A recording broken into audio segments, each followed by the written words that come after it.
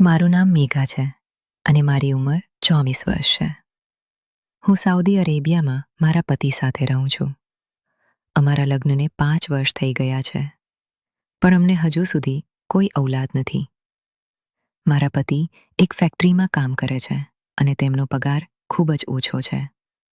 ઘરનું ગુજરાન કરવું દિવસે દિવસે વધુ મુશ્કેલ થતું ગયું.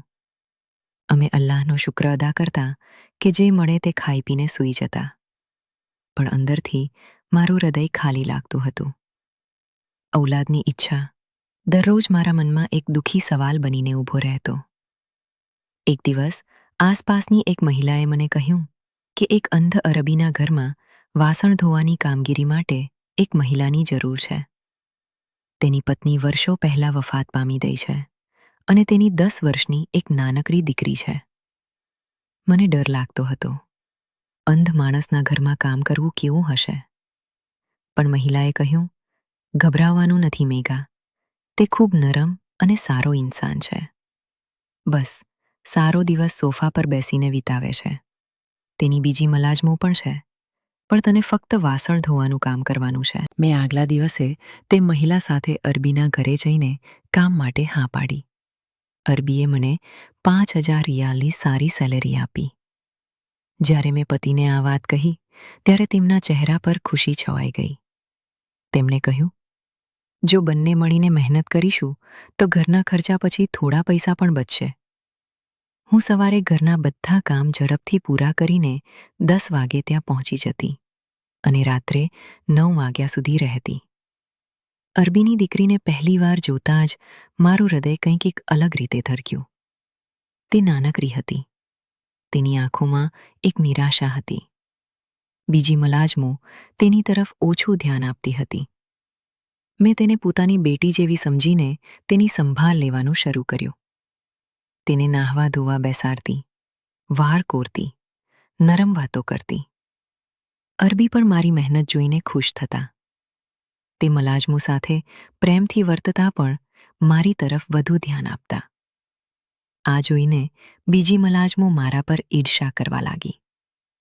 તેઓ અરબીને મારી વિરુદ્ધ ફરિયાદ કરતી પણ તે તેમને ચૂપ કરાવી દેતા.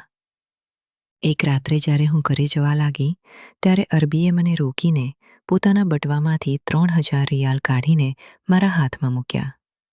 મારા હોશ ઉડી ગયા. મારું હૃદય ઝડપથી ધડકી રહ્યું હતું. મેં કહ્યું, આ શું છે? તમે તો પહેલેથી સારી સેલેરી આપો છો.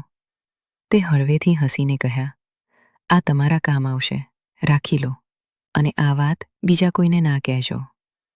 મેં પૈસા લીધા, પણ રાતભર મારું મન અશાંત રહ્યું. શા માટે તે મને વધારાના પૈસા આપી રહ્યા છે? શું તેમના મનમાં કંઈ ખરાબ છે? પણ તે અંધ અને વૃદ્ધ હતા. તેમની નિયત પર શંકા કરવી મને ગમતું ન હતું. મેં વિચાર્યું કે કદાચ તે મારી મહેનત અને બાળકી પ્રત્યેની મમતા જોઈને આપી રહ્યા છે. થોડા દિવસો પછી ફરી એકવાર તેમણે મને 1,000 રિયાલ આપ્યા. આ વખતે મેં સાફ ઇનકાર કરી દીધો. મારી આંખોમાં આંસુ આવી ગયા. મેં કહ્યું, મને આ પૈસાની જરૂર નથી. તમે મારી દીકરીની સંભાળ લેવા બદલ આપો છો, પણ તે મારી ફરજ છે. પ્લીઝ આવા પૈસા ના આપશો. તેમણે કહ્યું, તમે તેની ખૂબ સારી રીતે સંભાળ લો છો તેથી. પણ મેં માથું હલાવીને ઇનકાર કરી દીધો. એક દિવસ અરબીની દીકરીને તાવ આવ્યો. અરબી ઘરે જ હતા. જ્યારે હું પહોંચી ત્યારે તેમણે થોડી સખ્તાઈથી કહ્યું, તમે આટલી મોડી કેમ આવ્યા? બાળકી સવારથી તાવમાં ત્રસ્ત છે. મેં ગભરાઈને ઘડિયાળ તરફ જોયું. હું સમયસર આવી હતી. મેં કહ્યું, હું તો સમયસર આવી છું. તેમણે કહ્યું, તમને હું આટલા પૈસા આપું છું કે તમે મારી દીકરીની વધુ સારી રીતે સંભાળ લો. તેની માં નથી જે તેની પરવા કરે. તેથી જ મેં તમને મુસ્તકિલ રાખ્યા છું. મેં તરત બાળકીને તેમની પાસેથી લઈને પોતાની પાસે બેસાડી લીધી. ડૉક્ટરને બોલાવ્યા, દવા આપી, તેનું ગરમ કપાળ હાથે ફેરવતી રહી. નરમ ખોરાક બનાવીને ખવડાવ્યો. તે તાવના કારણે રડતી હતી અને મારી વાત પણ ના માનતી હતી. રાત સુધીમાં હું થાકીને ચકરાઈ ગઈ હતી. જ્યારે અરબી આવ્યા ત્યારે મેં જવાની પરવાનગી માગી. તેમણે કહ્યું, આ વાત મુનાસિબ નથી લાગતી, પણ હું ખૂબ મજબૂર છું. જો તમે આજે રાત્રે મારી બેટી સાથે રહી જાઓ તો તે તમારો મારા પર ખૂબ મોટો અહેસાન હશે. મેં કહ્યું, હું કેવી રીતે રહી શકું? મારા પતિ 9 વાગે આવશે. તેમને ખાવાનું આપવું પડશે. તેમણે કહ્યું, તમે તેમને કહી દો કે આજે રાત્રે તમે અહીં રહો છો, કારણ કે મારી બેટી તમને ખૂબ ચાહે છે. મેં પતિને ફોન કર્યો તો તેમણે હા કહી. તે રાત્રે હું બાળકીની સંભાળમાં વ્યસ્ત રહી. તેનું શરીર તાવથી ગરમ હતું. હું તેને ગળે લગાડીને બેસી રહી, તેના વાળમાં હાથ ફેરવતી, નરમ ગીતો ગાતી. મારા પોતાના ઔલાદની ઈચ્છા મારા મનમાં ફરી ઊભી થઈ. આંસુ આવી ગયા, પણ મેં તેને છુપાવ્યા. સવારે બાળકી થોડી સારી થઈ ગઈ. જ્યારે હું જવા લાગી ત્યારે અરબીએ મને 2000 રિયાલ આપવાનો પ્રયાસ કર્યો. મેં કહ્યું, આ શું છે? તમે મારી મમતાને પૈસાથી કેમ તોલો છો? હું તેને પોતાની બેટી જેવી માનું છું. આ પૈસા તમે પાસે રાખો. તેમણે કહ્યું, તમે મુશ્કેલ વખતમાં તેની સંભાળ લીધી. પણ મેં ઇનકાર કરી દીધો અને ઘરે આવી ગઈ. થોડા દિવસો પછી અરબીની રસોઈ કરનારી મલાજમે કામ છોડી દીધું. અરબી ચિંતિત બેઠા હતા. મેં જોઈને કિચનમાં જઈને નાસ્તો બનાવીને તેમને અને બાળકીને આપ્યો. તેમના ચહેરા પર ખુશી જોવા જેવી હતી. હું દિવસભર કામ કરીને સાંજે ઘરે આવી ગઈ. એક રાત્રે 10 વાગે અરબીનો ફોન આવ્યો. તેમણે કહ્યું, તરત જ મારા ઘરે આવી જાઓ, મને તમારી ખૂબ જરૂર છે. મારું હૃદય થરકી ગયું.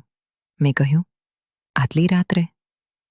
તેમણે કહ્યું, બહુ જરૂરી છે, પ્લીઝ આવી જાઓ. મેં પતિને કહ્યું તો તેમણે ગુસ્સાથી કહ્યું, નોકરી છોડી દે. અરબી તારી પાસેથી શું ચાહે છે? મારું મન ત્રસ્ત થઈ ગયું. એક તરફ બાળકીની ચિંતા, બીજી તરફ પતિનો શંકા અને ગુસ્સો. મેં ફરી અરબીને ફોન કરીને કહ્યું, મારા પતિ મને આવવા દેતા નથી. તમારી પાસે ચોકીદાર છે તો તેમની પાસે કામ કરાવી લો. તેમણે કહ્યું, ચોકીદાર આજે રજા પર છે, નહીં તો હું જાતે તમારા ઘરે આવી જાત અને તમારા પતિ સાથે વાત પણ કરી લેત. મેં કહ્યું, હું મારું ઘર બગાડી શકતી નથી. ફોન કાપી દીધો. રાતભર મારું મન ચેંચારા ખાતું રહ્યું. બાળકીનો ચહેરો આંખો સામે આવતો હતો. શું તેની તબિયત ફરી ખરાબ થઈ ગઈ છે? હું સૂવાની કોશિશ કરતી પણ ઊંઘ આવતી ન હતી. સવારે પતિ કામે ગયા પછી હું તૈયાર થઈને ત્યાં ગઈ. ત્યાં પહોંચતા જ મારા હોશ ઉડી ગયા.